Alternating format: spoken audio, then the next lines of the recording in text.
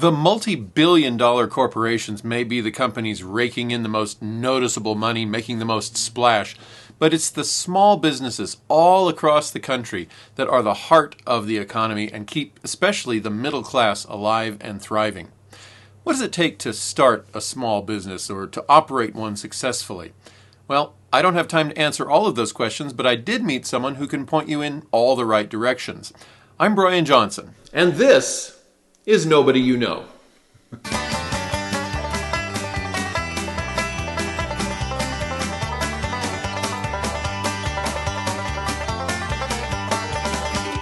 Hello and welcome to Nobody You Know. I'm Brian Johnson, and my guest today is Mr. Steve Parnell. If you saw the episodes with Larry South and Doug Taylor, we're all part of the same men's group, and one by one I am reeling them in to my little That's right. my little fantasy here. Today with Steve, I get to do really kind of my favorite way to approach the program, which is I start with no idea what we're going to talk about, and I'm going to find something interesting about Steve. Okay. So, who, before we started recording, said, I just don't know anything interesting. I don't know what we're going to talk about. So the philosophy of the program is that everybody is interesting. So that's right. I am now, this is my test case. Can we find something interesting about Steve? Perhaps. So, welcome to the program. Thank you. Good to be here. Do you have, off the top of your head, a favorite topic, be it your work, your hobby, a life experience? Is there something where if I said to you, what do you want to talk about? Is there something you'd start with, or do I quiz you? Well, I think you can quiz me. You still working? Are you retired? I am retired right now. What was your job? I was a high school teacher at Lapine High School. I taught business and did that for about 12 years. And 1 year I was up at Madras High School. And then prior to that, though, I was in business for many years. And so that was most of my career. I didn't even know high schools these days had a business. They do. One thing I'm really excited about is that the state legislature finally kind of got their act together in this one area. They voted to require personal finance as a graduation requirement now. Okay. It hasn't been since 2008 when they had the big downturn and they cut programs right and left. And so I'm glad they reinstated personal finance as a graduation requirement. So now every school will do it differently, but at least kids, high school kids will get, those students will get a taste of what it's like to live in the real world and manage your finances. So we did a lot of that at Lapine High School. Even though it wasn't required, I tried to really motivate students to understand the financial world and their budgets and manage their budgets and credit cards and debit cards and all that. So they think they're, you get to high school, you're pretty smart, you know everything there is to know, but the reality is until they get out there and start managing their own money, they don't know. And so it's good to get some training ahead of time. At the high school level, what was involved in the business classes? Well, Lapine High School is a smaller high school. It's only about 500 students, and of course Lapine is a smaller community just south of Bend here. And that's just the one in Lapine. Yeah. And so versus Mountain View, Bend High, Summit High School, Caldera, they're all 1,500 to 2,000 students, so much larger. Okay. So I was a department of one. Okay. I was the only business teacher, so the courses that we did, we had to do a variety. It would be marketing, business law, accounting, personal finance, just a real wide gamut of different courses. And that oftentimes we'd mix. I'd have a class where I'd have 25 students and I'd have 5 doing accounting and 5 doing business law. And so we kind of mix it up a little bit there. But it was just, I tried to cover the gamut of general business. It wasn't real specific, but it would be more of an introductory to each of those subjects. So when students went off to like Central Oregon Community College or maybe even enter into the workplace and had to do some bookkeeping or something, they at least had fundamentals. So that's kind of what we did. Okay. We also had a great business club there. Many people would be familiar with Future Business Leaders of America, FBLA. Okay. A lot of high schools have chapters, and it's where students actually learn real-world business application, and we do competitions with other schools, other high schools around the state. And some of them things they might compete in would be public speaking, maybe a marketing project and presenting it to judges as if they were presenting it to a corporate leadership. Just a wide variety of business stuff. And they'd have to dress for success. You have to teach them to dress. So suits and ties for the boys and business attire for the girls. And nowadays that would hurt. Yeah, I had a lot of kids. They had no idea what a suit and tie was. So we had to, we'd go to the thrift shop and find a suit that would fit them, and get them in. So it was really fun. And so FBLA, we did that the whole time I was at the high school teaching, and many high schools do it. There's also another organization called DECA, and DECA is very similar, aimed at marketing, though more interested in marketing. But there's a lot of those kind of clubs that are nationwide, and some of our kids even qualified for national competitions over the years. So it was very good. FFA does similar things with a lot of. Not only do they deal with their animals and their projects, but they also would have to learn like public speaking, dressing for success, marketing, communication skills, finance skills, and there's different projects that they would do related to those. So, it's a really good thing that the high schools do in the state of Oregon, and actually every state. I think every state in the United States has programs or organizations like that. So.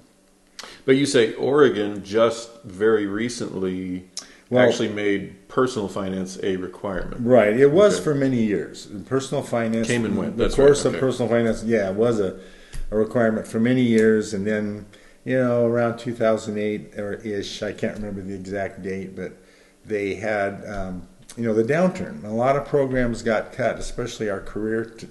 Which makes no sense to me. That's if your money's tight, you need to know how to manage it even better. Yeah, you would think, but those got cut, and finally the legislators, my understanding is, reinstated personal finance as a requirement for graduation in some form, and I think that's great. I think that's great. For you, which came first, business or teaching? You said you were in business. For a while. First of all, I come from an entire family of educators. I have 4 brothers and sisters, and they were all in education. They were administrators, coaches, teachers. My father was an administrator, coach, teacher. So I guess I was the black sheep. I decided to go into business when I graduated from college. And so my first career job was I worked for Pacific Gas and Electric Company in San Francisco. Okay. Worked for them for about 15 years.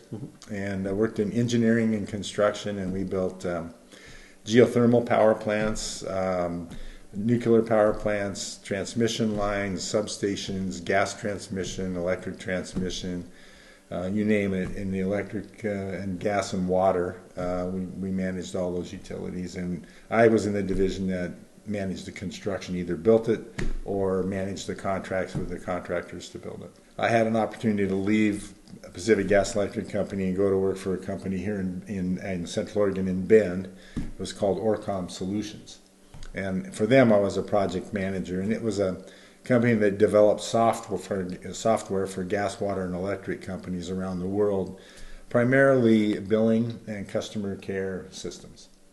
So they could track and monitor their customers, customer billing, and utility billing can be quite complex because there's so many fingers in the pot. Okay. You got the state, you got the federal, you got the local, you got the utilities at varying sizes.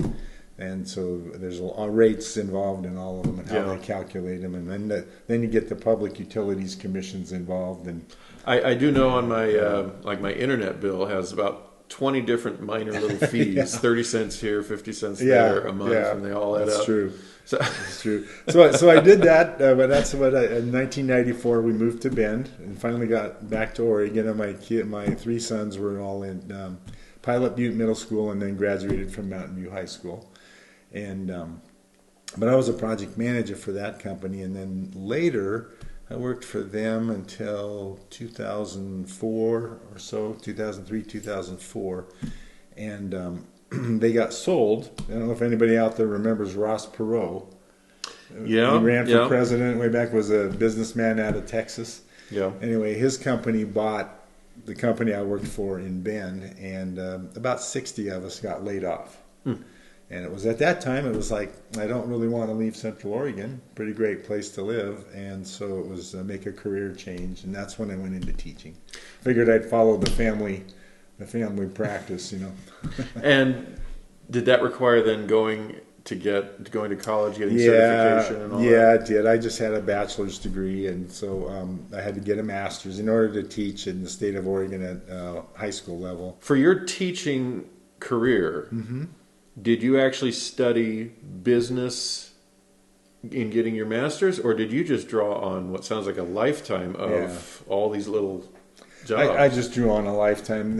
The master's that they offered, and that really education would prefer, they want experience, but they want something related to education. So mine was a master's in teaching. Okay. Master's in teaching through the education department at George Fox. And then I became the business teacher because that was my years of expertise. Yeah.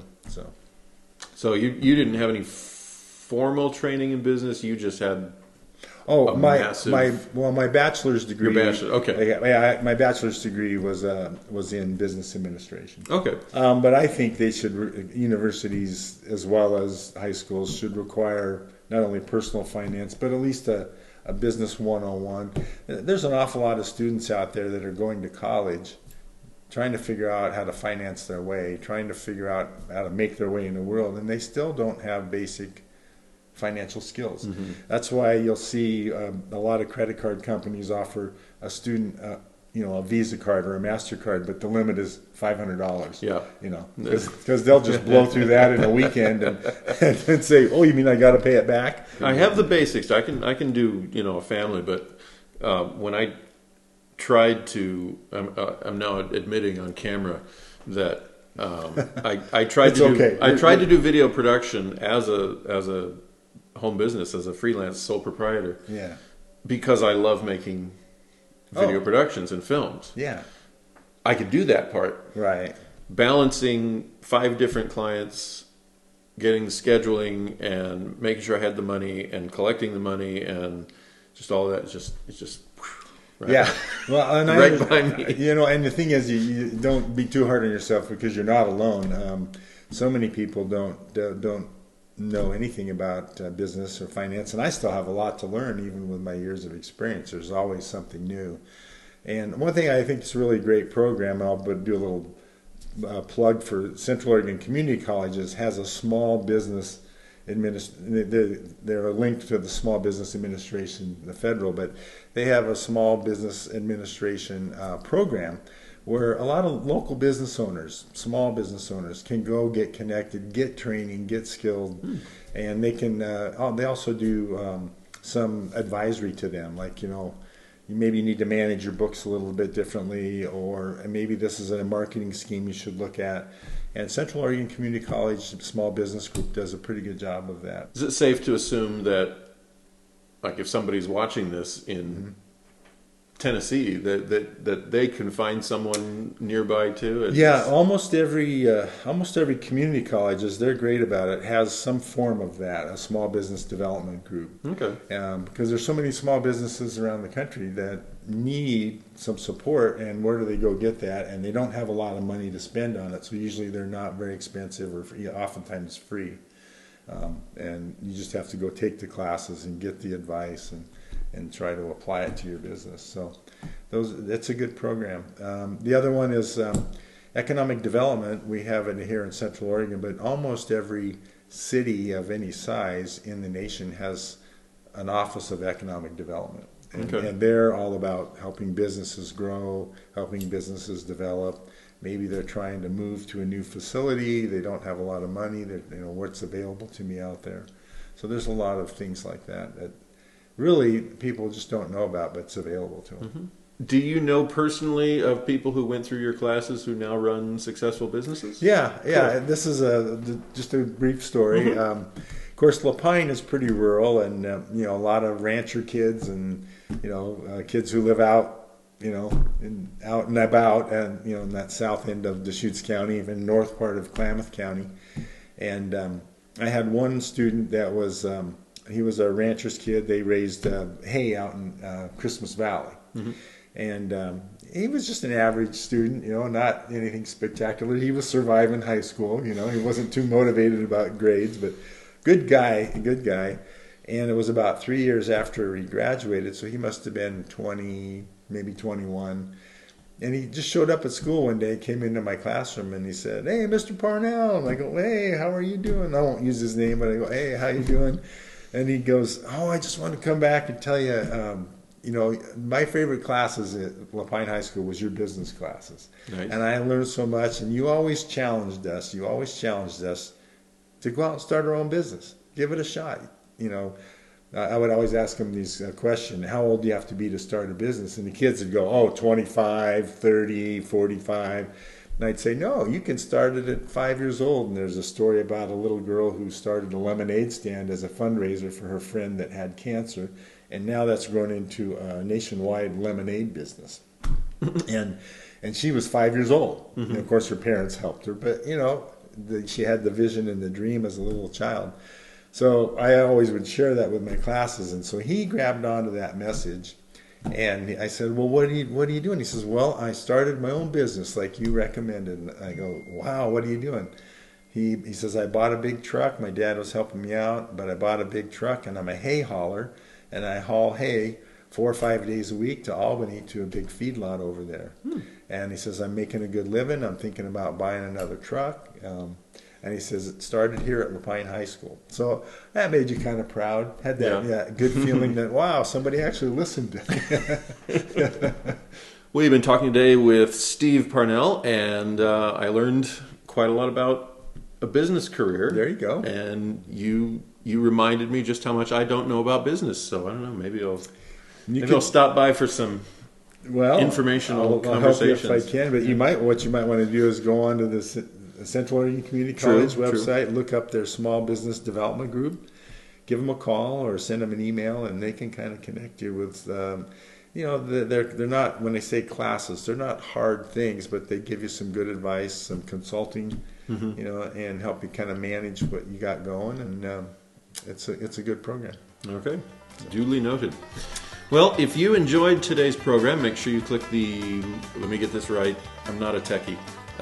The like button under the video. If you enjoy the channel, click the subscribe button, and then the bell that gives you a notification every time I upload a new video, which ideally, when everything goes right, is every Tuesday at 6 p.m. Pacific Standard Time.